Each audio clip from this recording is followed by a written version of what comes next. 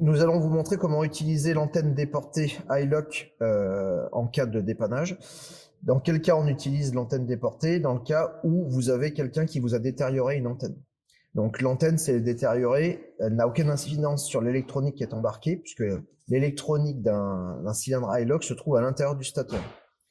Par contre, sans cette antenne-là, il n'y a plus de transmission de courant. On utilise le téléphone portable pour pouvoir transmettre le courant à travers l'antenne. Donc le circuit imprimé que vous voyez ici, en fait, l'antenne est là. C'est elle qui capte en fait par induction l'énergie du téléphone et qui la transmet via 2 bornes au roteur et donc à l'électronique qui est embarquée dans le stateur.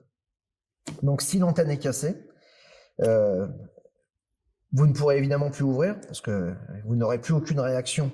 Vous voyez, on voit bien qu'il n'y a plus aucune réaction, l'antenne ne fonctionne plus.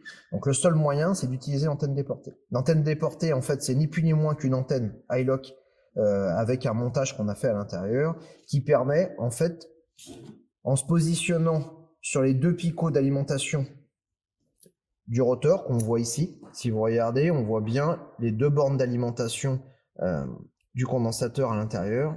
En fait, il suffit de présenter les 2 picots et de les positionner en fait sur les 2 conducteurs. Donc on va le faire in situ. En fait, on voit pas grand chose, mais les 2 picots sont pile poil étudiés pour être positionnés au bon écartement. Vous présentez soit le key fob, soit un téléphone portable autorisé, si le cylindre est programmé. Là, vous voyez, on a maintenant toute la temporisation nécessaire pour pouvoir ouvrir l'antenne. Une fois qu'on a réussi à déverrouiller, il suffit juste de démonter le cylindre iLock. Une fois que vous l'avez démonté, tout simplement, vous remontez une nouvelle antenne. Vous remontez la nouvelle antenne, vous la revissez, vous remontez votre cylindre iLock et c'est reparti. Maintenant, il faut savoir que vous pouvez aussi très bien fonctionner si vous n'avez pas d'antenne. Ça ne vous empêche pas d'ouvrir et voire même de refermer.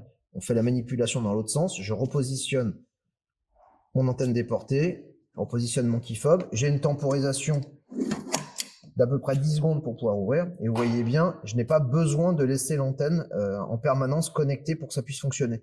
C'est juste le temps de transmettre le courant à l'intérieur du stateur et l'électronique iLock.